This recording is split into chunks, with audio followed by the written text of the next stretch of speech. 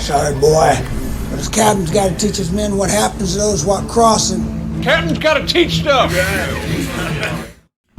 Good morning from the Batcave. It is Friday, March 29th, 2024, and I want to walk you guys through the history of the origins of preterism and partial preterism. Just so you know, you guys, I'm getting pretty frustrated with this channel here. The channel is called Eschatology Matters. This channel just popped up. Not just this channel, this author popped up a year and a half ago. And this guy has apparently a full-blown marketing staff and routine. He's being propped up by the Founders Ministries. And you guys, when you talk about the Banner of Truth Trust and Founders Ministries and the Reformed Baptists, you guys need to understand this is a propaganda campaign. It's a fake church. I mean, the Reformed Baptists were literally invented in the 1970s to infiltrate the Baptists by the Presbyterians. This is why if you trace these guys, you're going to find tons of them pointing back to the Orthodox Presbyterians at Westminster Seminary as a source, okay? You're going to find Westminster Chapel in London, which was Martin Lloyd Jones. And then Martin Lloyd Jones is going to have a friend named Ian Murray start the Banner of Truth Trust. The Banner of Truth Trust is going to be managed in the U.S. The trustee is going to be Ernie Reisinger, who basically was behind the founding of the Reformed Baptist denomination in the 1970s. And he really just takes a non-denominational church and leads it into Reformed Baptist theology, which is just Presbyterianism with believers' baptism. That's all it is. It's Presbyterianism adding believers' baptism so you can call it Baptist, okay? That's exactly what it is. There's no stretch of the imagination there. And that's why when you get to like Doug Wilson's Moscow, Idaho church, you're going to find they have a new St. Andrews University, because St. Andrews University is where John Knox went. He's the founder of Presbyterianism. These guys are Presbyterians disguised as Baptists. That's all they are. Everything in their theology is wrong, okay? It's basically double predestination Calvinism. It is so it's 5-point Calvinism. It's going to follow the synods of Dort, except for the part where they tell you about infant baptism, saving your babies. It's going to follow the London Baptist Confession of Faith, except for the part where they tell you that the Pope is the Antichrist. Okay, these guys are just historical revisionists, and I'm just going to say it: they're liars. Okay. They're going to try to convince you that this position is the original position of the church when in reality it is the most novel position of the church, okay? Their denomination, yes, there were Calvinist Baptists in London in 1989, but that denomination was always tiny.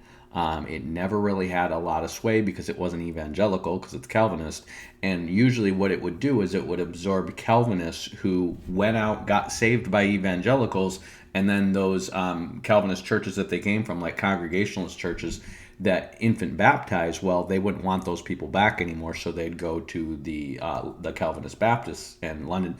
Charles Spurgeon is going to be one of those guys.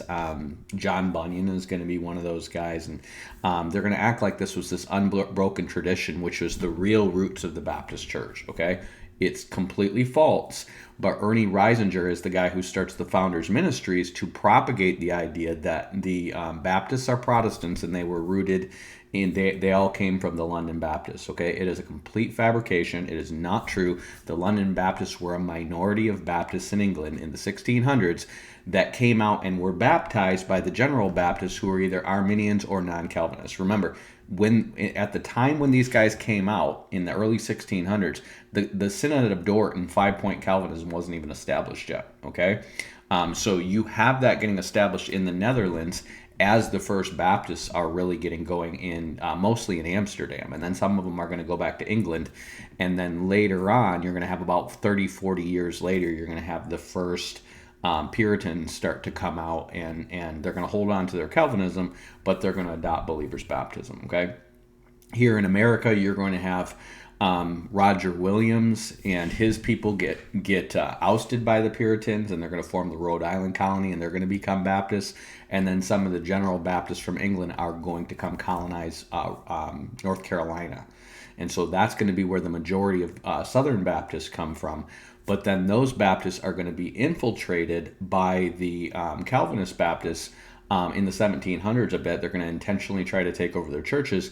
and then they're really going to start to take infiltrate in when you start to have the division over slavery, because your Calvinist Baptists are going to tend to be more pro-slavery because Calvinists are inherently dominionist, and there is an inherent caste system in Calvinism between the elect and the non-elect. Okay, and so what you're going to do is you're going to have Princeton educated, Presbyterian educated Baptists basically infiltrate the Southern Baptists and start some of the early Southern Baptist churches. And that's what Ernie Reisinger is going to use to propagate the idea that the original Southern Baptists were all Calvinists, and that's what he's using to turn the Southern Baptist Convention towards Calvinism. Now, Ernie Reisinger is dead now, but he started the Founders Ministries, and that's what's going on. So I did a little research on this guy, Josh, I forget his last name, Josh something, who founded this thing, and it looks like he used to teach at a Reformed Baptist university. He might still teach there, but he dropped like 4 books in the past year and a half. He pops this channel, he starts doing speaking tours, and it looks like he's being propped up by the Founders Ministries. All this stuff, this is really frustrating because it was the Founders Ministries that also propped up Al Mohler, who, remember, Al Mohler goes to Ernie Reisinger's church in Palm Beach, Florida. That's where he and his wife went, and that's the church that created the Founders Ministries and started buying all these copies of this Abstract of Systematic Theology by James Boyce in order to take over the Southern Baptist Church for Calvinism. Okay, they literally Ernie Reisinger is going to have this Presbyterian print house out in California print 12,000 copies of the book, and then he's going to have people in his church, little old ladies that he's deceived into being Calvinists, into basically buying 12,000 of this Abstract of Systematic Theology and giving them away to all the graduate students of all the Southern Baptist seminaries, until basically he's got hundreds of these guys now being personally mentored by him to become Calvinists and take over the Southern Baptist Convention for Calvinism. So these guys are deliberate propagandists. They're infiltrators. They're out to take over.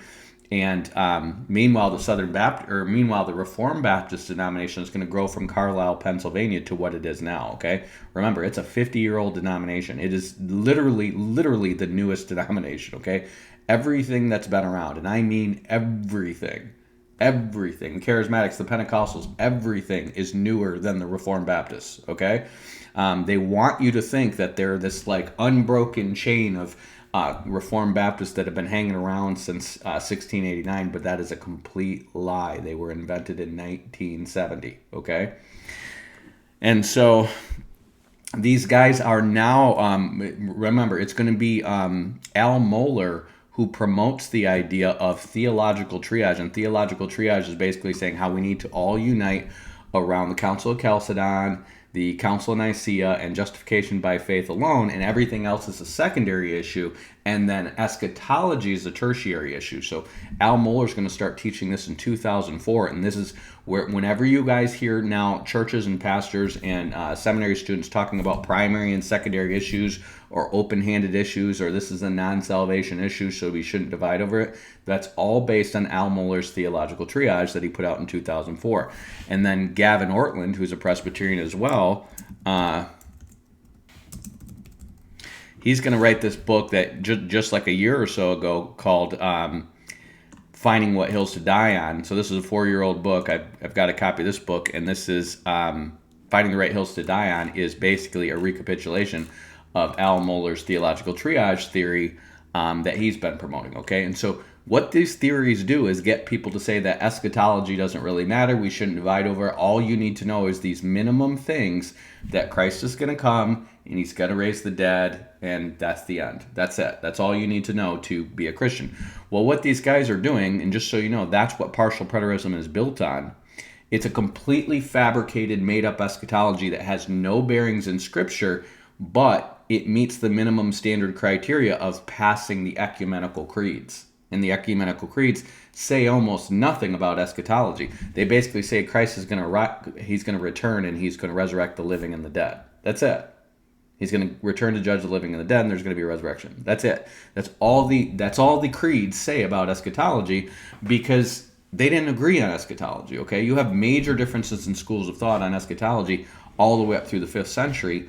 and you have kind of predecessors to what is now amillennial preterism, or amillennial preterism and dispensational. It's really mid-trib, but dispensationalism. You have predecessors to that coming from the 2nd through the 4th century, and I'm going to get into all those. But you really don't have anything like modern eschatology, okay? And so because they don't have anything nailed down in eschatology, these guys are going to say that's all you need to know, and they're going to say basically that eschatology doesn't matter other than that. Well, all of a sudden, these guys a year and a half ago come up with a channel called Eschatology Matters, and it's preaching Christian nationalism, dominionism, and partial preterism as if that was always the original position of the church, and that is just a complete lie, and I'm going to show you this, okay? So all you need to go do is go to Wikipedia. People have been aware of what preterism is because the idea of it has been around since the 16th century. Here's the problem. It was invented by a Jesuit in order, as part of the Counter-Reformation, to throw off the scent because all the Protestants were saying that the Pope is the Antichrist, okay? So this is very clear history. Again, don't go to these websites on preterism and dispensationalism and stuff like that because they're all going to be propaganda that's going to bend things their way. Go to sources where you can look at the original source and validate this stuff. Now, I've looked at some of these books. Some of them are in Latin, so I can't read Latin, so I can't tell you this, but I can validate this history for you, okay? Now, it says at the time of the Counter-Reformation, the Jesuit Luis de Alcazar wrote the prominent preterist exposition on prophecy, okay? Now, this guy's exposition on prophecy is not going to get into Matthew 24.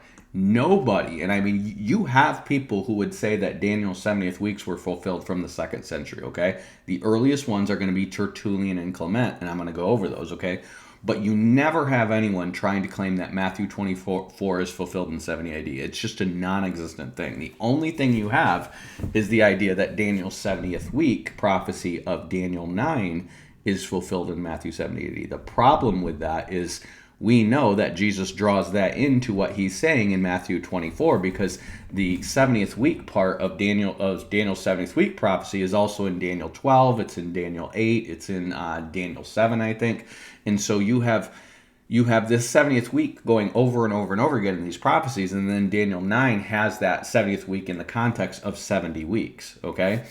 And so they know they have a problem because they have to fixate this to deal with Matthew 24 in the book of Revelation, which everybody knew the book of Revelation was written in 1996, and then everybody knew that Matthew 24 was talking about Jesus' second coming, not about 70 AD, okay? You can take Daniel 9, which is really short, and kind of obscure that to make it look like it's talking about 70 AD, but you can't do that with Matthew 24 or the book of the Revelation. So when you look at Daniel 9, the earliest theories, remember, these guys were not trying to prove necessarily amillennialism or preterism or that the Revelation was not written by them back in the 2nd century when they came up with these theories. They had different reasons. What they were trying to do is, one is going to be from Clement Stromata, and the other one is going to be from Tertullian's address to the Jews, okay? And what they're trying to prove, Clement is trying to prove that Daniel's 70th week is prophesying actual history that has taken place, and he's just going to take it up to 70 AD. Tertullian is basically going to try to convince the Jews that Daniel's 70th week is fulfilled, and they missed it. They missed the Messiah, okay? Because Daniel 9 is the prophecy that specifically names Messiah, okay? So they're not trying to come up with preterism necessarily with their interpretations. They're trying to prove totally different things, but it says Messiah the Prince. And so what Tertullian is going to argue is that basically this is literally how he does this. I'm going to show you in his writings in a minute. He's going to basically say, well, the first 69 weeks were from this point when the Jews left Babylon and started rebuilding the temple, and his dates are all messed up, and then he's going to take that all the way forward until the birth of Christ, and then what he's going to say is that he's going to put the birth of Christ at 0 and go from 0 to 70 AD, and he's going to say the last 70th week, each day represents 10 years, so it's very arbitrary. And then Clement's going to do something totally different, and he's going to take the 69 weeks up to Christ's birth, because that's what the prophecy says, and then he is just going to make a gap to make the 70th week, where basically from the rebellions in Jerusalem to to the destruction of the temple in 70 AD, okay? And if you watch Donnie over at Standing to Truth, he shows how that is kind of like a dual fulfillment, because you do have kind of like a 7-year period leading up to the destruction of the temple, and he's saying, well, that's kind of a dual fulfillment of Daniel's 70th week, which I'm not totally against that theory, but the point is you still have a gap there. You still have a gap between 33 AD when Christ is crucified and 62 AD, so you have a 30-year gap rather than a 2,000-year gap, okay? The point is you don't have any theories going around that legitimately take Daniel's 70th week from its starting point back in 444 BC, which is in Nehemiah 2, all the way up to Christ's crucifixion for the 69 weeks, and then where do you put the 70th week? And you're going to have theories come up by like Adventists and stuff like this in the 1800s that say Daniel's 70th week basically is going to take you to the middle of the week is going to be where Christ is crucified, and then the second part of the week, 3.5 years later, they're going to say they're going to say that Stephen was stoned. Okay, that doesn't work with history. It doesn't work with the timeline. You have nothing to justify that. They're just going to arbitrarily put that in there to try to make the 70 weeks fit and say it's all fulfilled. Okay.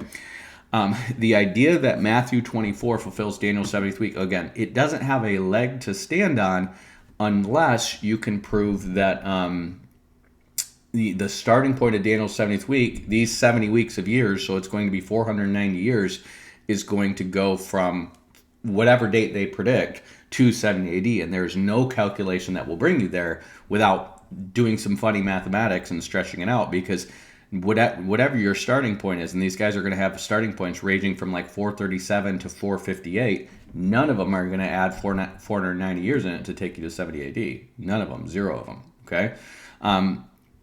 So it's just an impossible equation. It won't work out because Daniel gives you an actual timeline. But when you read this prophecy, I mean, you've got two lines here, and it talks about the Messiah being cut off. It talks about the destroying the city and the sanctuary, and then it talks about to the end of the war, desolations are determined. So you've literally got one line, right?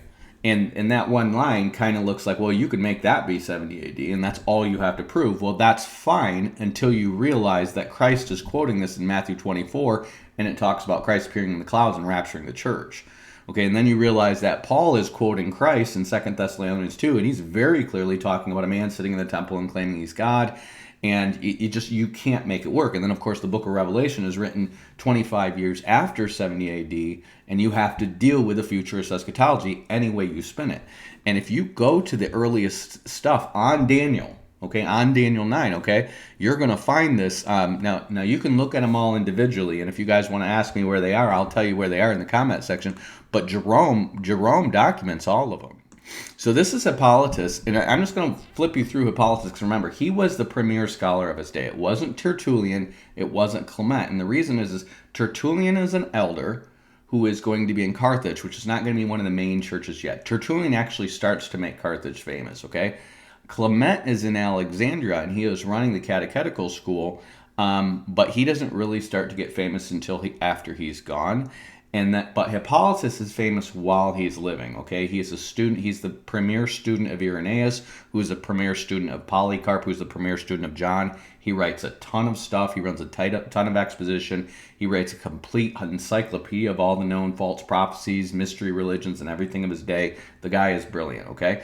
Now, he does get some things wrong here, but that's because, remember, these guys are dealing with a Septuagint that messes up the genealogies. And so he thinks Christ died in the year 5500, but he does think after 6,000 years there's going to be a 7,000-year reign. So if you look at this, oh, that's going to be Irenaeus. Hold on. If you look at this is his commentary on Daniel. He says, "In 6,000 years must be completed in order that the Sabbath may come, the rest, the holy day, on which God rested from all his works." So remember, this is going to be in Barnabas, in Irenaeus, and Hippolytus, okay? This is a pretty consistent thing that these guys are going to claim originally came from the mouth of Christ himself, but this idea had been around. You can find this in the book of Jubilees a couple hundred years before Christ, okay? And it says that they're going to reign with Christ for 1,000 years after 6,000 are fulfilled, okay? And he's going to take 5 are fallen, 1 is, and 1 is not yet come, and he's going to take that to be the 6,000 years. It looks like he's going to interpret that, okay? And then he's going to say, from the birth of Christ, we must reckon that 500 years remain to make up the 6,000, okay? And then the Origenists are going to take those 500 years that remain, and they're going to say that represents the millennium, okay? He's saying that represents until you get to the millennium, okay? They both have the same Septuagint, but he knows the millennium is going to be after 6,000 years. They're not going to be in the 6,000th year right now, okay? Well, he's going to go on to say that this 70th week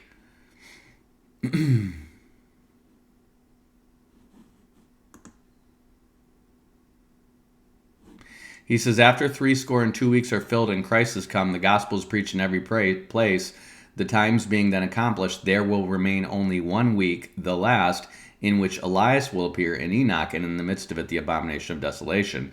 The Antichrist announcing the desolation of the world, okay? So he puts Daniel's 70th week out in the future with the two witnesses, okay? He's saying the first ones are up to Christ coming, and then the 70th week is going to be in the last days when Enoch and Elijah, he believes Enoch and Elijah are the two witnesses, are going to come and be fulfilled, okay?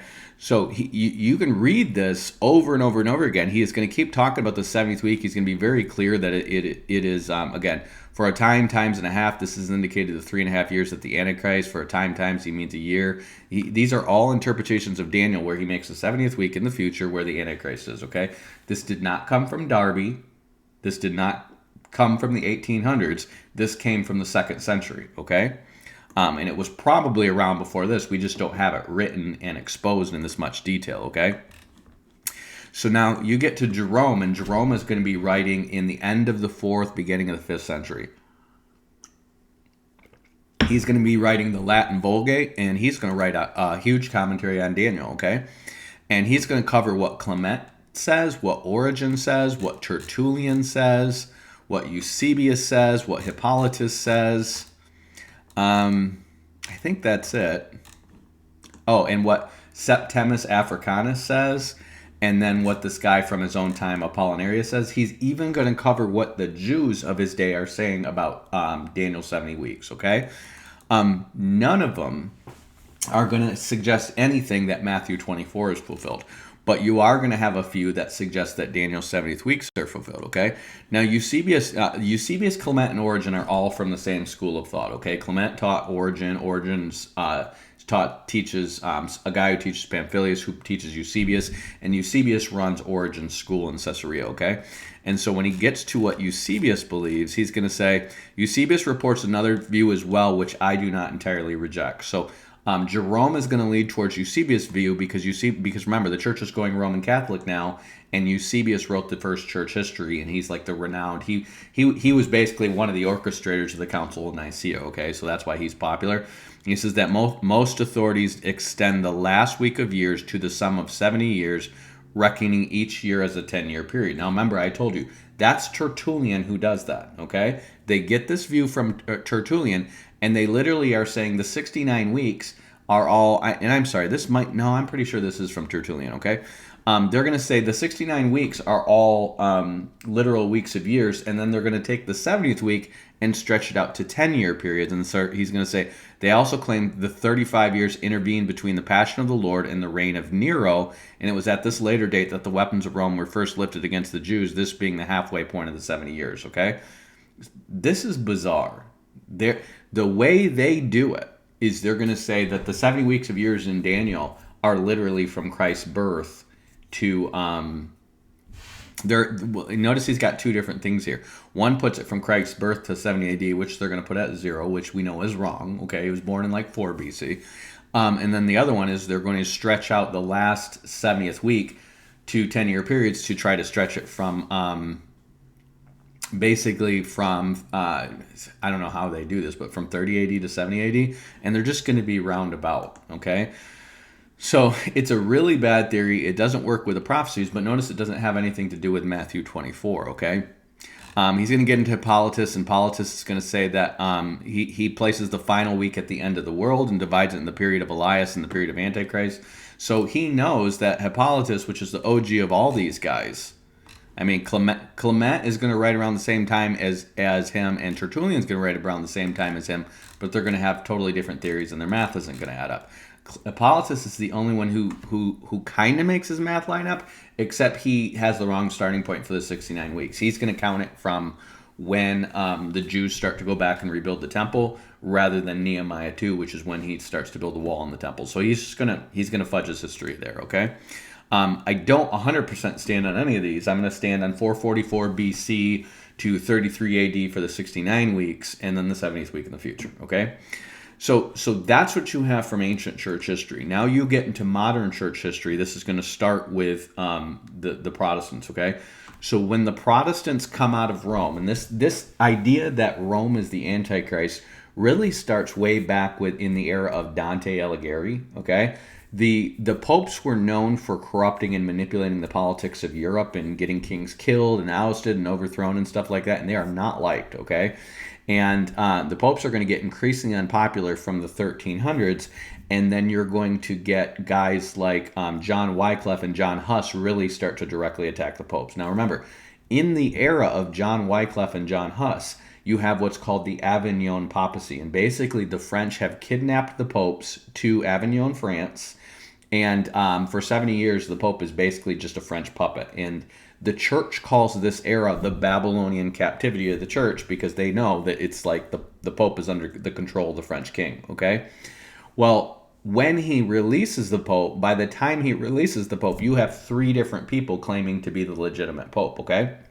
And it's going to be in the council where they decide who's going to be the legitimate pope. That same council is going to be the council that has John Huss executed. Okay, they're going to trick John Huss into coming to visit with them to sort out his issue, because one of the 3 claimants is the guy that he is attacking over indulgences. Okay, and they're going to trick him into coming and grant him safe passage, and then they're going to just capture him and burn him alive, basically. Okay, then they're going to order Wycliffe to be exhumed and burned, and they would have done that before. They had a papal bull against him, but the reason they didn't is because the English lords, who didn't like the Catholic Church over the Magna Carta — this is just a whole nother story if you want to look at my Christendom series — they didn't like the popes over the Magna Carta, and so when he started criticizing the popes, they were all for it.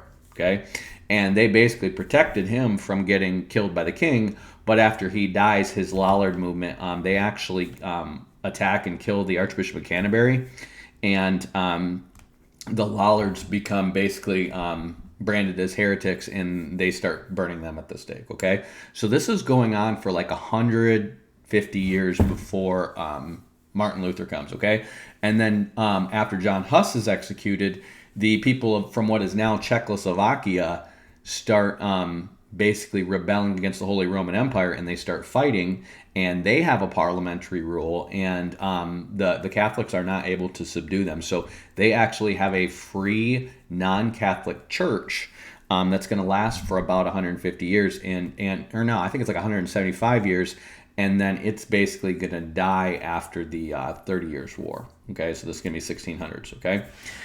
So it's in that context that everybody is calling the Pope the Antichrist, and Luther is going to capitalize on this popular phrase, the Babylonian captivity of the church, and write a book called The Babylonian Captivity of the Church, where he paints the Pope as being the Antichrist, okay? And because Luther is going to paint the Pope as being the Antichrist, you're going to have these guys called the Zwickau prophets, which are basically predecessors to the Anabaptists, that are preaching believers' baptism. They're preaching that we're in the great apostasy, and they're preaching that Christ is going to come, because Luther is popularizing the idea that the Pope is the Antichrist, okay? So if Pope is the Antichrist, then we should have Christ coming, because everybody who reads your Bible is going, well, the Antichrist comes right before Christ comes, and you guys are saying this is the Antichrist, okay? Well, Luther's going to condemn the Zwickau prophets, and their prophecies are going to keep going among the Anabaptists for a while. But the idea that the Pope is the Antichrist is going to remain popular. Now remember, Luther is like 1520s, okay? That's when he starts his Reformation. John Wycliffe is like 1370. So I want you to understand, 1370 to 1520, I want you to understand the real Reformation started 150 years before Luther, okay? Now, Luther popularizes the idea that the Pope is the Antichrist, and by the 1600s, this is over 100 years later, this is really popular. And you've basically had war between Catholics and Protestants and Reformers and Protestants and then the Dutch and the Catholics. So the Dutch are basically breaking away from the Holy Roman Empire. They've had a revolution. They're in the midst of an 80-year war with basically the Spanish part of the Holy Roman Empire. So these are going to be the descendants of Charles V, who was the guy that Luther stood up to, okay?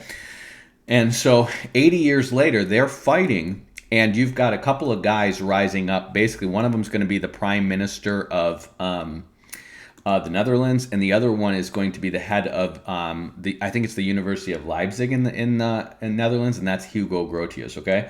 Well, these guys want to foster peace in Europe with the Catholics, okay? And so Hugo Grotius is going to basically start espousing this theory that originally started with the Jesuit Louis de Alazar. He has Jesuit friends, okay? And Louis de Alazar comes up with the first preterist exposition of prophecy, okay?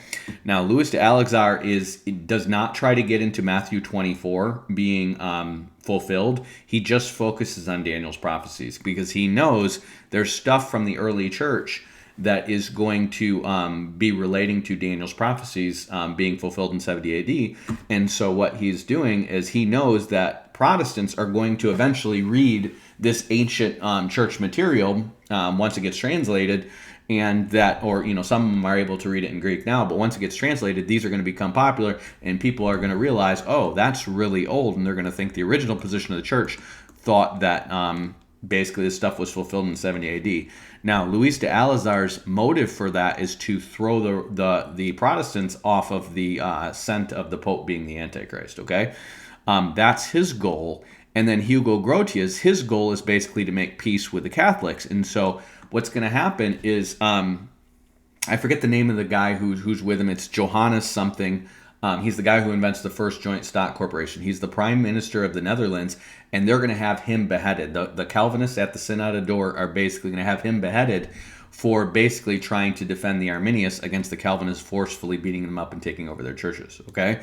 And then Hugo Grotius, they're going to have thrown in prison, but he's going to escape. Well, after he escapes prison, he's going to become a hardcore, anti-reformed, pro-reunification with Catholic. He is going to be friends with people who are going to be basically like adoptionists and universalists, and he is really going to get into the camp that eventually makes Europe go liberal, okay? And in the meantime, he starts promoting preterism because, again, preterism helps Catholics, and a lot of the Catholics are liberal too, just so you know, okay? And this obscuring of prophecy to make it all basically mean nothing and not literal predictions is what you need for liberalism to work, because liberalism is all about let's just have peace and be positive and make the world a better place, okay? Well, he is going to write a couple of books. One, he's going to write a commentary on certain texts that deal with the Antichrist in 1640, okay? It was in like 1618 that they threw him in prison. So this is 22 years later, okay? So he has a bone to pick with the Calvinists, who all are saying that the Pope is the Antichrist. Remember, the 1689 London Baptist Confession still says that the Pope is the Antichrist, okay? And then he's going to write that these texts about the Antichrist had their fulfillment in the first century. He's going to say this is all about Nero and stuff like this. And of course, nobody's dealt with Matthew 24. This doesn't work. Nobody's dealt with the fact that the Revelation was written in 96. This just doesn't work, okay? And what these early guys are gonna start to say is it's kind of about Nero and Domitian. And then you're going to get into this preterism is going to basically flow among people who are more liberal thinkers. And remember, in this age, you're having churches like the Unitarians and the Swedenborgians just start to be invented, okay? Actually, I think Swedenborg was more 1700s, but these are going to be the guys, they're going to be called separatists, and these are guys who are kind of like non-denominational for their era, but they're mostly going to be more liberal thinkers, and they're going to get into heretical stuff in some cases, okay? Now the Baptists are also separatists, so don't think every separatist is a liberal or a heretic. They just weren't part of any endorsed denominations, we'll say, okay? So again, they're all going to focus on 1600s. They're all going to focus on Daniel's prophecies. You're not going to get really any that are going to focus on Matthew 24 until you get to 1730. And the guy who comes up with the more expansive preterist exposition in 1730 is actually an Arian, okay?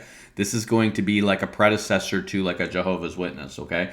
This guy's a heretic, and he's going to write full preterism in 1730, but it's not going to be popular. It's going to be, I think it's going to be in French. Yeah, let's see. I'm sorry. It says by the end of the 18th century, the preterist exposition had gradually become more widespread, so the Protestant Arian Frenchman, yeah, so this is a French Arian, okay, who's writing this, worked in it in the Independent Republic of Geneva as a librarian. And then you're going to have a full preterist exposition in 1845 by Robert Townley, okay? But he's going to recant his view. So he himself is going to write this, and he's going to say this is bullcrap, okay? It is very super fringe. It's not taking off because all these guys are sketch. They're heretics, they're Jesuits, they're liberals, they're separatists. None of these guys, when you have modern Protestants and modern reformers saying this was the reform position, remember, look at the people that it originally came from. Jesuits, the liberals that the reformers are imprisoned, an Arian, and then you get a full preterist doing it in 1845 who's going to recant his work, okay?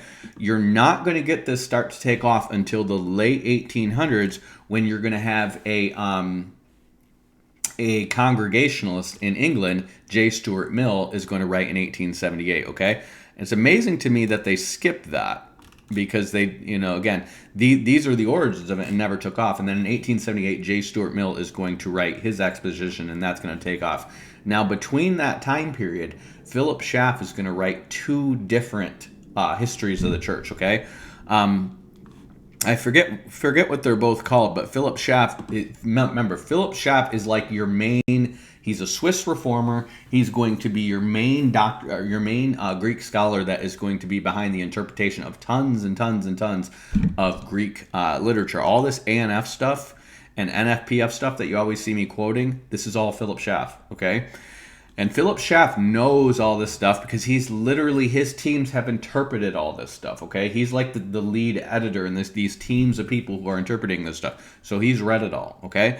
And Philip Schaff knows what the early church thought. He knows that they all believed that John was written under Domitian in 70 AD. He is going to defend that theory in the 1850s when he's younger. But when he's older, remember, he's got his tenure now, and he's sucking at the tea of Calvinist institutionalism. He's going to change his position to say that Revelation was written in before 70 AD. Okay, remember that position does not start to take off until it's like the 1860s when scholars among the reformers are first starting to put forward that theory. Okay, so I want you guys to hear this. It's the 1860s before Calvinist scholars start to put forward the idea that Revelation was written before 70 AD, okay? And then in the 1870s, you're really going to get your first full exposition on Matthew 24, where they're going to say that this generation has to mean this generation, okay? And you guys have seen me cover that. Again, it's a novel theory, okay? Here's the problem. Everybody who knows how to read knows if you're saying that all these prophecies about Christ's second coming and resurrecting the dead were fulfilled in 70 AD, we have a real problem. You don't have any prophecies. You literally don't have any prophecies about the resurrection of the dead left. Okay? And so that's where the partial preterist position is going to come from in the 20th century. Okay? It's the idea that full preterism is an actual heresy by every standard of Christian judgment. Okay? All your denominations, except for maybe Unitarians. It really is an atheistic position to not believe in the resurrection of the dead, and Paul is very specific about that in 1 Corinthians 15. He said, if the dead are not raised, we are most miserable people, right? So, it is a cardinal Christian doctrine from the beginning. It never wasn't that Christ has to literally come back and resurrect the dead. The Apostolic Creed, which is basically this is what all Christians in all of Christendom have ever agreed on. I believe in God the Father Almighty, creator of heaven and earth, and Jesus Christ, his only Son, who was conceived by the Holy Spirit, born of the Virgin Mary, suffered under Pontius Pilate, was crucified, buried, and dead. He descended into hell, and on the third day rose again and ascended into heaven, and is seated at the right hand of God the Father Almighty, and he will come to judge the living and the dead. Okay? I believe in the Holy Spirit, the Holy Catholic Church, the communion of saints, the forgiveness of sins, the resurrection of the body, and life after everlasting, okay? Remember, in Hebrews 6, it's going to say that the resurrection of the dead and eternal judgment is an elementary principle of the faith. You cannot reject that and call yourself a Christian. And Paul is going to say in 1 Corinthians 15 that if you... he's going to use a strange logic to us to get there, but he's basically going to say... He's going to say you're saved. He's going to say you're saved if you keep in memory what I preached to you, unless you have believed in vain. So he's telling you you're not saved if you don't believe this, okay? And he is going to go on to talk about how Christ rose from the dead, and then he's going to say logically, if Christ is not risen, or he's going to say if there is no resurrection of the dead, which is what these basically neo-Sadducees are teaching to the Christians. He's saying that if there's no resurrection of the dead, then Christ is not risen. And if Christ is not risen, your faith is in vain and you're still in your sins, okay? So what Paul is basically saying is if you disbelieve in the resurrection of the dead, you are not saved, okay? He is saying it unequivocally, you are not saved. You are still in your sins if you believe there's no resurrection for the dead. And when full preterism comes out, the logical implication of full preterism, even though they don't say this, is that there are no prophecies, there are no words by Christ and his apostles that tell you the resurrection of the dead is going to come, because everything they point to, everything they cite, and everything they say, they're going to say is fulfilled in 70 AD. That's the full preterist position, okay? And so out of that, you're going to have guys like R.C. Sproul, N.T. Wright, and I want you to look at these guys' background, okay? N.T. Wright is going to be an Anglican. Scott Hahn is going to be a Catholic. Jimmy Akin is going to be a Catholic.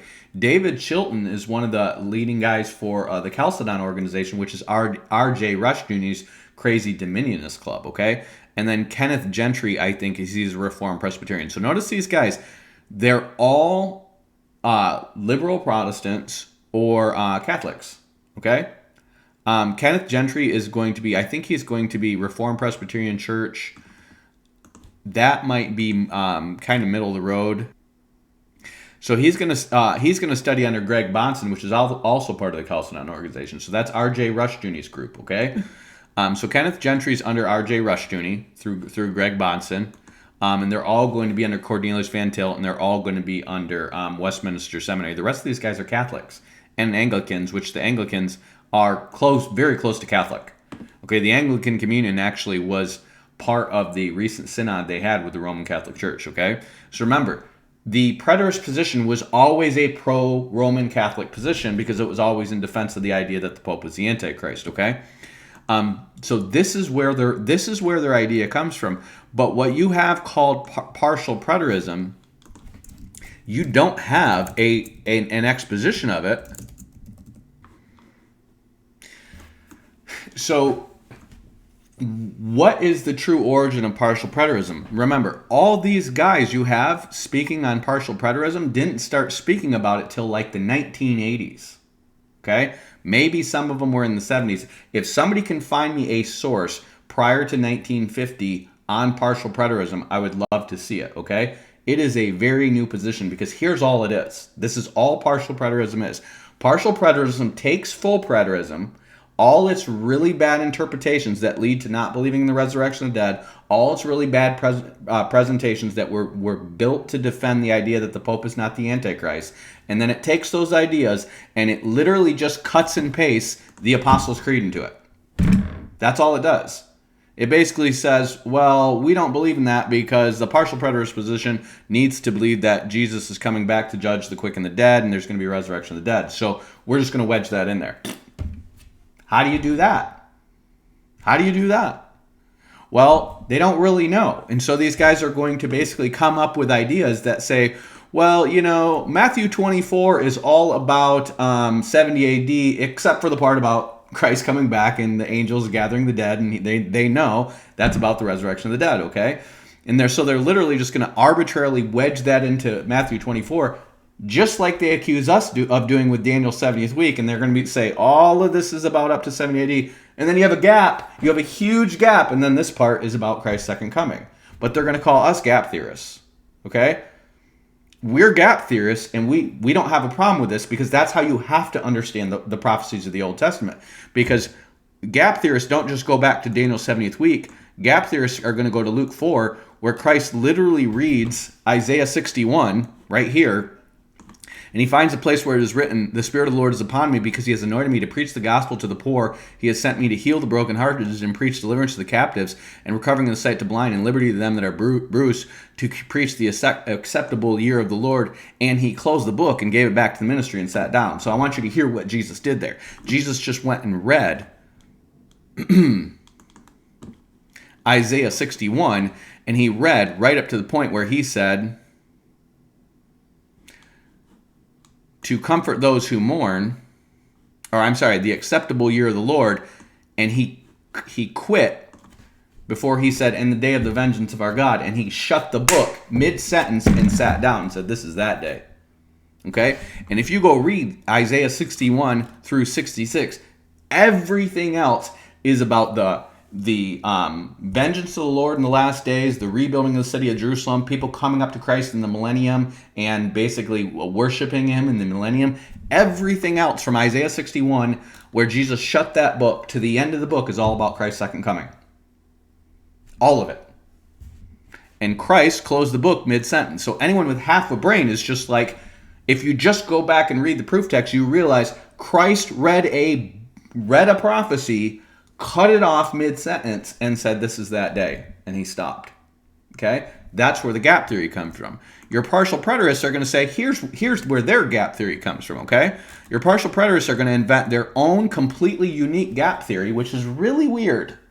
It's really weird because the what the Bible has is Daniel's 69th week leading up to Christ's death. Well, what they're going to do is say, well, no, Daniel's 70th week leads up to the destruction of the temple in 70 AD. They're going to replace the milestone of Christ's first coming with 70 AD, and that's going to be where their gap theory is, okay? And so they're just going to ignore Daniel's 70th weeks and the literal interpretation of Daniel's 70 weeks of 360-day periods, which is what the Bible teaches, and you can mark it on a calendar and you can count it out, and it's going to go from 444 BC to 33 AD, and you got exactly 69 weeks there, and then you're going to have a 70th week in the future, and they're going to be like, no, we're going to take the Catholic, Tertullian, Jesuit explanation that takes it to 70 AD, and then we're going to say, I don't know, let's see, what part do we want to make about Christ's second coming? Well, we'll just make it the abomination of desolation. How's that? And the abomination of desolation, everything like after that. And so these guys are going to hold to, well, there might be like an Antichrist figure. There might be a gathering of the Jews of the last day. And what they're going to do is they're going to take all the futurist stuff and then they're just going to cram it all into Revelation 20. And they're going to say, because Revelation 20 is a very clear, here's where the resurrection of the dead passage happens, right? And so what they're going to say is the devil, or they're going to say, when the 1,000 years are expired, because they're amillennial, Satan will be loosed out of his prison, and he will go out to deceive the nations that are in the four corners of the earth, Gog, Magog. So they're going to make Gog, Magog equivalent with Armageddon when it's actually before Daniel's 70th week. This is a second Gog, Magog invasion. Remember, these are just the names of two countries. Yes, they're both mentioned in Ezekiel 38, but they're only two of like 10 countries mentioned. Okay? Ezekiel 38 is not called the Gog-Magog invasion. If you go look at Ezekiel 38 very carefully, he says, set your face against Gog, the land of Magog, the chief prince of Mesh, Roshek, and Tubal. And he's going to mention those ones, the house of Tagarma, Persia, Ethiopia. He's going to mention the Sabaeans. He's going to mention the Tarshish. He's going to mention all these different nations that are part of this war, okay? And Gog of the land of Magog is going to be the chief of them, but it's about a whole bunch of different nations. It's literally World War III. It's literally breaking out right now, okay? Revelation 20 is just going to mention Gog, Magog at the end of the millennium because there's going to be another war like that at the end of the millennium, and it's going to result in basically all of us going into the New Jerusalem and fire coming out of heaven and destroying everything. And the whole universe is going to be destroyed except for what's inside the New Jerusalem. And then God's going to recreate the universe, and then the New Jerusalem's going to set down on top of that. And you can just read the rest of Revelation. That's what it tells you, okay? And you just have to line it up with all the other prophecies. But what they're going to say is, since they're on millennial, when Satan is loosed out of the prison, this Gog Magog stuff, all the Antichrist, abomination, and desolation stuff, which involves the Antichrist sitting in the temple of Jerusalem. How are you going to fit that in? they're going to place it at the end of the millennium when Christ is sitting in Jerusalem. So what, did the Antichrist push Christ out of the way to sit in the temple? How is he going to pull that off? Right? Here's the problem with how they interpret Revelation 20. You don't need to know anything. Okay, the angel from the bottomless pit. Okay, this guy Josh, I'm just going to call him Josh Groban because that's his new name. This guy Josh Groban is going to write a book about how Satan was bound and put in the bottomless pit when Jesus was crucified. Here's the problem. In the book of Revelation, it talks about the angel coming down into heaven, having the key of the bottomless pit and binding up Satan, okay? Then it's going to talk about thrones and them setting on them. Judgment was given to them. Well, what is he talking about? Well, this is in Matthew 19. See, Jesus says, verily I say to you, they that follow with me in the regeneration. He's talking about the resurrection of the dead. When the Son of Man shall sit in the throne of his glories, you shall sit on 12 thrones, judging the 12 tribes of Israel. Okay? These are the apostles sitting on 12 thrones with the 12 patriarchs in the resurrection, literally judging Israel. Okay?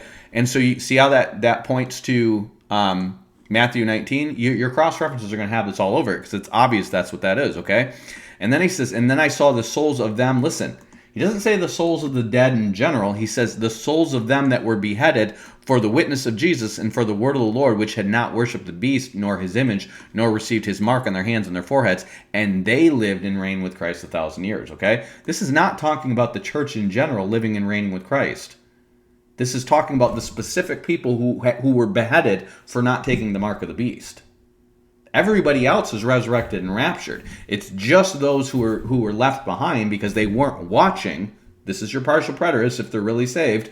They weren't watching. They were left to either take the mark of the beast and go to hell. And if they're going to follow John MacArthur, they're going to be like, oh, I'll just take the mark of the beast and ask for forgiveness later.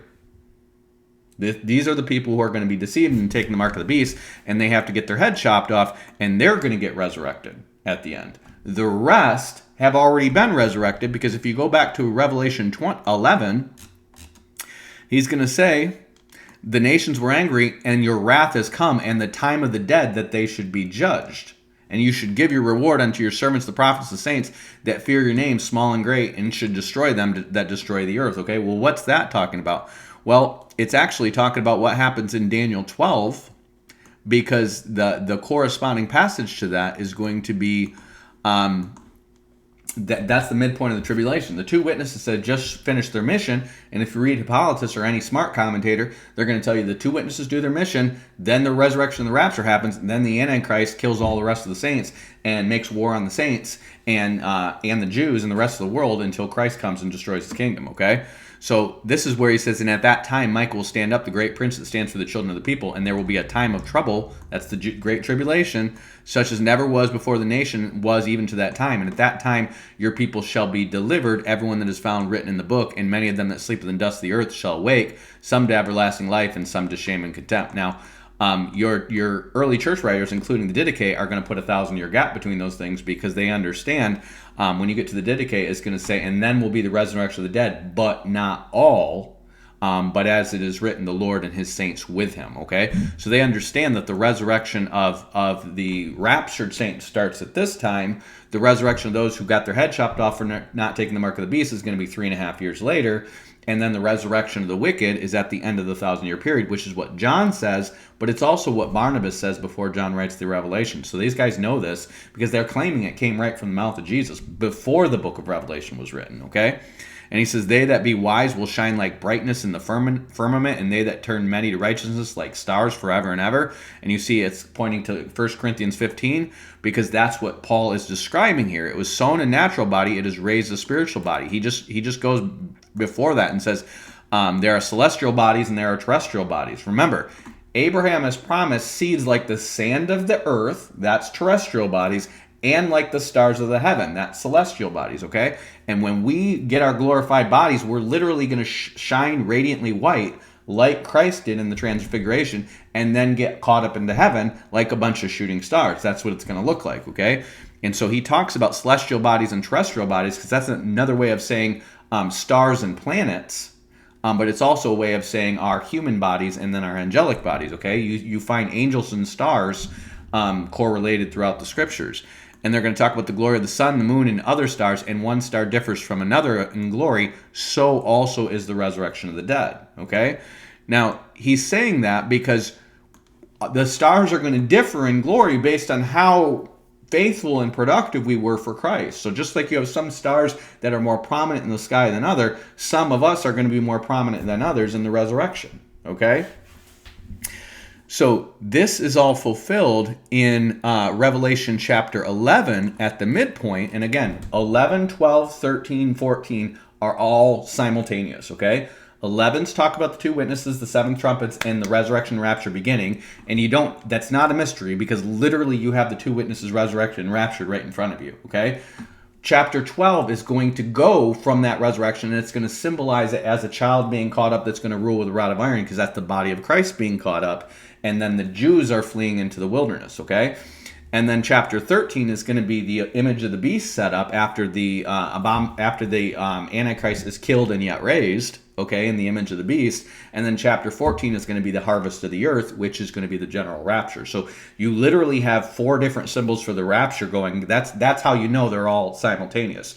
You have the two witnesses raptured in the time of judging the dead in chapter 11. You have the child caught up to the throne in chapter 12. Then in chapter 13, you have the Antichrist blaspheming those who are in heaven. So he's going to make up a lie about us who have just been raptured and say like we're aliens or something like that to gather all the world to fight Christ, okay? And then chapter 14, you have the harvest of the earth, and you have that final warning against taking the mark of the beast to Mystery Babylon to come out of her, and then you have the harvest of the righteous to the rapture, and then the harvest of the wicked, which is going to be gathering them towards Armageddon, where they're all going to be destroyed, okay?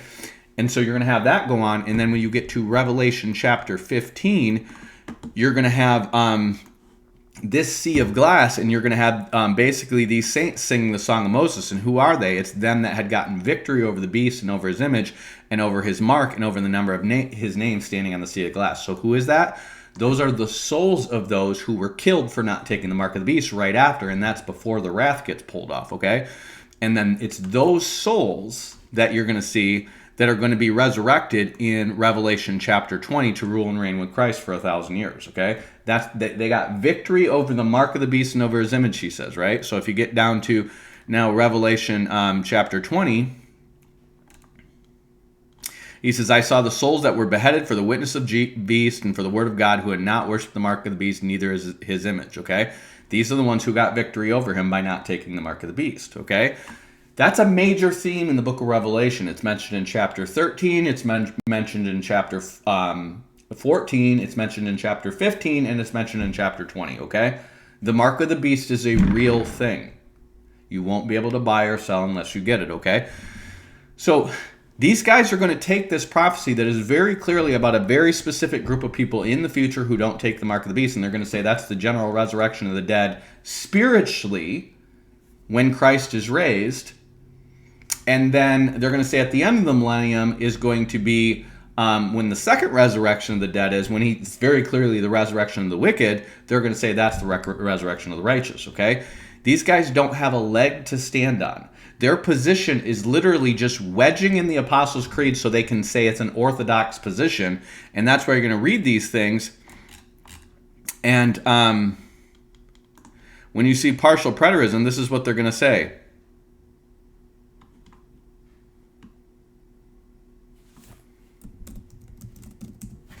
They're going to say, partial preterism is generally considered to be a historic orthodox interpretation. Why are they saying that? Because what they're saying is that it conforms to the historic creeds. Well, the creeds don't really exposit the apocalypse, okay? Listen to this, what it says. Partial preterism is generally considered to be a historic orthodox interpretation. It's not a historic interpretation. It's a novel interpretation from the 20th century, okay? But they're going to say it's a historic orthodox position because it affirms all eschatological points of the ecumenical creeds of the church, okay? When Rob Bell started coming up with all his false doctrine and all his basically universalism and one world religion craziness and gay affirming and all this other stuff, and people started calling him out on it in Grand Rapids, Michigan, I listened to him have a sermon where he told all these people, when you go home on Thanksgiving and they start telling you that you're going to a heretical church, you tell them that we study historic Orthodox Christian faith. Why? Because if you just go on the main ecumenical creeds, some of the ecumenical creeds like literally let you worship idols. Okay? But when they say historic Orthodox Christianity, what they mean is basically the creeds that all three branches of Christendom believe in. Okay, that's going to be Council of Chalcedon, Council of Nicaea, Apostles' Creed, those ones. Okay, they're going to say that's historic Orthodox Christianity. Well, here's the problem: you can hold to that and still be a Universalist. You can hold to that and be a whole bunch of different heresies. You can hold to that and be gay affirming. You can hold to that and say Buddhists go to heaven in the end. Okay.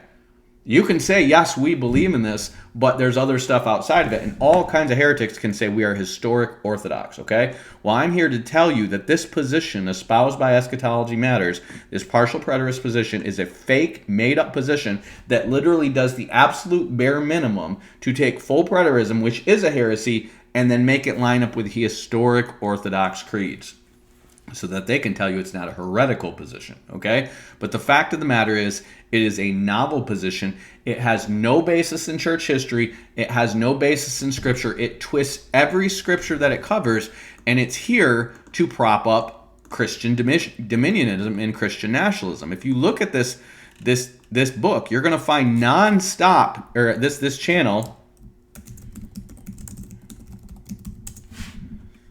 non-stop Christian nationalism, okay? I mean, remember, this channel has only been around for a year and a half. These are all the videos that talk about Christian nationalism on this channel. They're going to have stuff like the rise and fall of dispensationalism, as if nobody believes that anymore, okay? Now, I'm not a dispensationalist, but I am a futurist, and they are closer to what I believe than these guys are, okay? But I want you to look at this, okay? I just typed in Christian nationalism. Look at all these videos that are going to go around talk about Christian nationalism, okay? Christian nationalism is a major part of the Reformed Baptist denomination because it came from Presbyterianism, and Presbyterianism is Scottish Christian nationalism. Reformed Calvinism is Swiss Christian nationalism, and Dutch Reformed Synod is Dutch Christian nationalism, okay? These guys are all Christian nationalists. They're dominionists. They don't believe in a literal second coming. They believe in a literal second coming, but they don't believe in a kingdom come in terms of a literal material kingdom in the future. They believe that's our job to establish that kingdom, and they're going to follow this ad hoc, post hoc, post-millennialism that was invented after Oliver Cromwell, and then they're going to use these post hoc arguments from 1878 to justify it, okay? And these are all just bad arguments that just obscure the text, and they're gonna hyper-emphasize words like soon and near and this generation, and then they're just gonna ignore everything the prophecy is saying, as if like you're not smart enough to read until you look at it with our Gnostic beer goggles on and just use the words like soon in this generation and near to dictate everything else the passage says until it all fits before 70 AD. And it's a stupid position because you can't possibly put this stuff into 70 AD if you're being intellectually honest, okay? These guys have spent hundreds of years making up these BS arguments where they basically doubt-monger everything in church history for you to believe that the book of Revelation was written before 70 AD, that Matthew 24 was about 70 AD. They know their position does not have a historic leg to stand on, but these are not honest people. They're not trying to be honest with history and scholarship. They're not trying to be honest with the Bible. They're trying to win. Remember, these are Calvinists, and Calvinists were infiltrating Lutheran churches in the 1500s. Listen to me. They were infiltrating Lutheran churches in the 1500s, claiming to be Lutherans and hold to Lutheran positions, and then quietly, slowly converting those churches to Calvinism. Okay? That's the same thing they're doing today. These are spies. These people will infiltrate your church, flat out lie about what they really believe, and then take over your church. And the Reformed Baptist denomination is basically there to become the eventual dominant Baptist denomination that funnels all the Baptists into the Presbyterian camp, and then they're eventually going to get rid of believers' baptism too, because they're going to go back to infant baptism, okay? Now, it's not going to happen, but that's their longer-term goal, okay? And what they're going to do is, what these guys are going to do, because they're a very small denomination. The Reformed Baptists are a very small denomination with a very loud internet presence, okay? And the reason for that is because these guys figured out how to play the game, and they infiltrated the SBC, they infiltrated the Gospel Coalition, they used Calvinism, they used the Reformed Baptists to infiltrate the Baptists, and then they used the fact that they're Reformed to infiltrate the Gospel Coalition and basically start pushing out this partial preterism and amillennialism and dominionism and Christian nationalism into the gospel coalition, and they are the single biggest reason for this. Now, I want you guys to hear this. The same guys that are doing this, remember, you got Greg Bonson and these guys, these are your Council of Chalcedon guys. After that, R.J. Rushdoony is going to join with the Presbyterian charismatic Ernst Baxter, and he's going to create Kingdom Now dominionism. And those two guys are going to funnel that in towards the charismatics, and that's going to become the NAR movement. So you have two different dominionist movements floating around saying similar false doctrines, but they all go back to R.J. Rushdoony. All of them. R.J. Rushdoony, Greg Bonson, Cornelius Van Til, this small little group of guys in Westminster Seminary, and then you're going to have in the English side of things, you're going to have Ian Murray at Banner of Truth Trust, and then what's his name? The guy at Westminster Chapel, Martin Lloyd Jones. Okay, I mean, it's a tiny group of people. You're talking about like the OGs of this movement were like 5 guys. I'm not kidding you. It's like 5 guys in the 1960s, and those 5 guys made 10 guys, and those 10 guys made a million guys. Okay, it's a small movement. A million believers in a doctrine is tiny by today's standard. Remember, there's 17 million Seventh-day Adventists. Okay, there's like 15 million Jehovah's Witnesses. So it's a very small movement. But again, these guys are this thing was just out a year and a half ago. I mean, look at their oldest video is 1 year ago, okay? And how many videos do these guys have now? Forget the shorts, okay? 4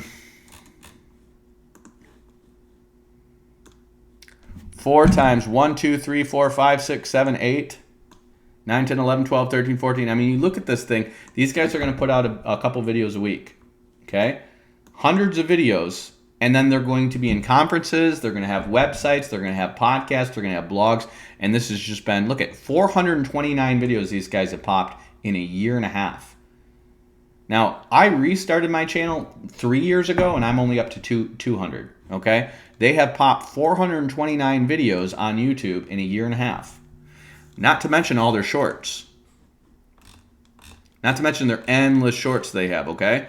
And you look at who you're going to see on there is guys like Doug Wilson over and over and over again. Why? Doug Wilson is a heretic and a creep, okay? James White, they're going to have the who's who of Calvinists, the who's who of amillennialists and preterists and false dominionists on there. And these guys, they're not going to dialogue with somebody like me. They're just going to try to ignore me and hope you ignore me too, okay? Their method is like this. Everybody who tries to point people to facts, just ignore them. Just don't give them airtime. And if they promote any futurists on there, it's going to be somebody like Spencer Smith, who is dressed up like the Macho Man Randy Savage and having a very dumb version of the most standard pre-trib dispy position out there, because they want you to think all futurists are clowns like this, okay? And they're going to have guys like this, and then you're going to have tons of guys who are going to say, a contentious between two combatants, and they're going to literally say, win for the Reformed, okay? They're going to get dispy clowns on to represent their position. They're not going to get a legitimate, historical premillennialist on there, okay? If they get a historical premillennialist on there, they're going to get somebody who just really doesn't know their church history, who's going to toe the line, and then they're going to critique historical premillennialists like Al Mohler. Remember, Al Mohler's claims to be an historic premillennialist, but here's the problem. Al Mohler is the one who told you don't study eschatology. Now, why wouldn't he try to point people to his own position? The answer is because he works for Ernie Reisinger. Okay? Ernie Reisinger mentored him as a young man. Okay? Ernie Reisinger is the founder of the Founders Ministries, and that was his pastor when he was a young man. Okay? I found a tweet where he says it's his home church. Okay? So, it's a very tiny club of people who are just making a very big amount of noise on the internet. And here's the problem. You know who else did that? And I'm not trying to be goofy by making the analogy. The Nazis did that. So here's what the Nazis did. When they started their Nazi party and convinced people they were a much bigger party than they were, the Nazis actually, when Hitler joined the Nazi party, They were like, you're member 545, when there were only 45 of them. Okay? And in order to create that, they gave people numbers like 545 to make it look like the original 500 members, we don't know who they are, but there's a lot of them. Okay? And make it look like it's a secret club, but when there's really only 45 guys. Okay? That's what these guys are doing. And when I'm making this analogy, I want you to hear me very loud and clear. In this movement, I've already shown this in other videos. R.J. Rushdoony, who is one of the major proponents of this movement, okay? He was literally saddled up with David Hogan, the Hitler apologist, through the Volker Group. You are going to find neo-Nazis and racists and Confederates and stuff like that mixed in with this group. You always have had neo-Nazis and neo-KKK guys mixed in with these Christian nationalists, okay? And they're not going to platform these guys. They're just going to say the same things. But behind the scenes, they do work with them, okay? Now, maybe this guy doesn't, but Rushdoony did. Gary North did, okay? Both in the Volker Group and on the CMP. And these guys have infiltrated the Republican Party in a big way and the church in a big way, and they're trying to draw us towards this fake Christian nationalist dominionism and make it look like they have big numbers when the reality is it's just a bunch of punks on the internet, okay? They're going to get us persecuted because as they keep saying Christian nationalism, war, takeover, dominion, fight, strong, win, triumph, over and over and over again, use this militant language, the left is saying this is a dangerous movement and they're associated with neo-Nazis and stuff like that. And the left is not that off by saying that, okay? These guys are making the church look like a loud, I want you to hear this, since 9/11, the left has been trying to paint the churches as potential terrorists and a potential Taliban, okay? And this is literally, you guys got like guys like Frank Schaeffer, okay? Frank Schaeffer is the son of Francis Schaeffer, who knew Rushdoony. And Frank Schaeffer is going to tell you that these guys are like a Taliban. And he's not entirely off. This is Frank Schaeffer.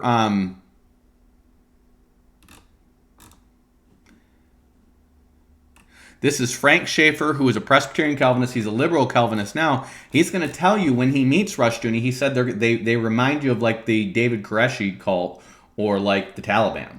Okay? And these guys have been painting the picture on the left for 20 years now that these Christian nationalists are dangerous and they're going to eventually become terrorists and militant, okay, like the Taliban. Meanwhile, you got guys in Moscow, Idaho, and these different groups that you keep uttering this Christian nationalist language when they know it's a buzzword on the left for calling Christian nationalists and associating them with neo-Nazis and stuff like that. So why do they keep using Christian nationalism as a buzz phrase? Why do they keep saying Christ is King as a buzz phrase when they know that's something that's used by anti-Semites and neo-Nazis and stuff like that on a regular? Okay? Why do they keep reverberating their language? And the answer is because these guys would love to see the chaos of neo-Nazis and liberals and stuff like that fighting in the streets, so that they can come and basically be that stable center core that emerges in the middle as, you know, the true triumphant dominionist church. In fact, if you go to Gary North's website, when Y2K was going to happen, Gary North literally believed that Y2K was going to shut down. It was going to shut down all of the power and destroy the governments of the world, and it was going to be total chaos in the world. And Gary North rejoiced at that because he thought that they were going to emerge triumphant afterward. That's why they're in Moscow, Idaho, in the mountains. Okay, these guys really believe that that the world is going to descend into chaos, and they think we could go into like several dark ages, but eventually the church is going to come out triumphant. These guys are psychopaths. Okay. And if you really understand this, these guys will have no problem with there being a war between the liberals on the left and the neo-Nazis on the right, and a bunch of evangelicals getting caught up in the middle and persecuted, because those evangelicals will flee to them for protection. And they're going to be the ones that hold these guys are increasingly militant, and they're going to say, well, we're just going to be on the defensive, but they're already manipulating government officials and stuff like that to say, we'll break away and have a Christian nationalist state, and they think they're going to do that and pull it off. Well, that may happen. That may happen in the future, okay? But what you're probably going to have is these Christian nationalists are going to join with the kings of the East, who are going to be Taliban states, atheist states, Buddhist states, Hindu states, fundamentalist states with one monolithic religion, all against the Antichrist, who's merged all the religions unto himself. Okay? That's going to be Armageddon. And these guys are probably going to usher in a segment of America and a segment of the nominal fake church in that direction. Now, I can't say whether any of these guys are born again or not. I don't have the authority to say that. I don't have the knowledge to say that. I don't know most of these guys personally. I just know what they're saying comes from the pit of hell. Okay? Don't listen to these guys. If you get on Eschatology Matters, I would challenge you to again and again and again criticize their position and say, show me anything. Show me your original sources. Show me anything before the 20th century that promotes partial preterism. That's what I would do. Because what they're going to do is they're going to go to full preterists. And they're gonna copy full preterist literature for you, and then they're just going to wedge in their partial preterist fixes on it and say, oh, it's been around forever. It's an historic Orthodox position, okay? These guys are wordsmiths. These guys are lawyers. And what they're trying to convince you of is that this position is an OG position because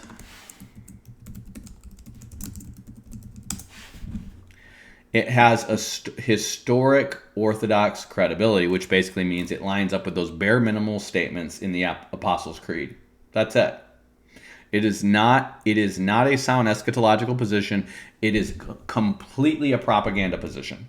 They're just going to keep beating that drum, keep saying the same stupid stuff over and over and over again, keep saying that Jesus bound Satan already, and they're going to use that one verse about binding the strong man, and they're literally going to say that Satan's been cast out of the earth and he's in the bottomless pit.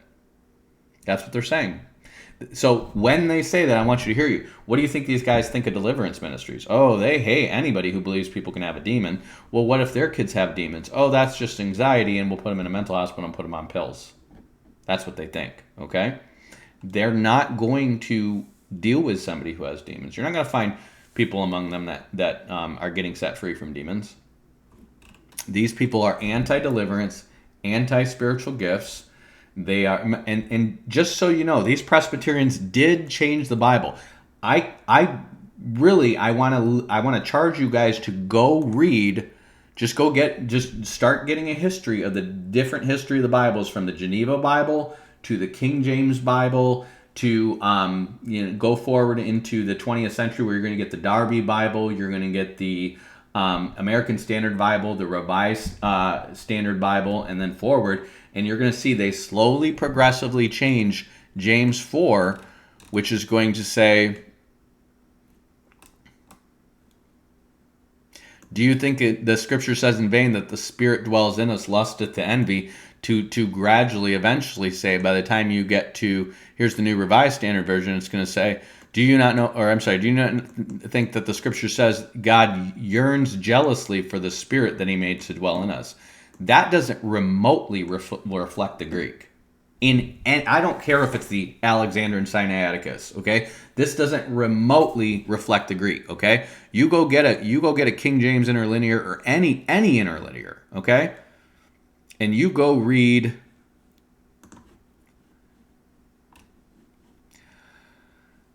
do you not think the graphe lego kanos, the Spirit, or the scripture says in vain or emptily? That's what kenos means. It's empty and no purpose. Okay, that the pneuma, which that's hos, that kata okeo. So okeo means like dwelling. Okay, so kata okeo says resides figuratively, or to house permanently in us.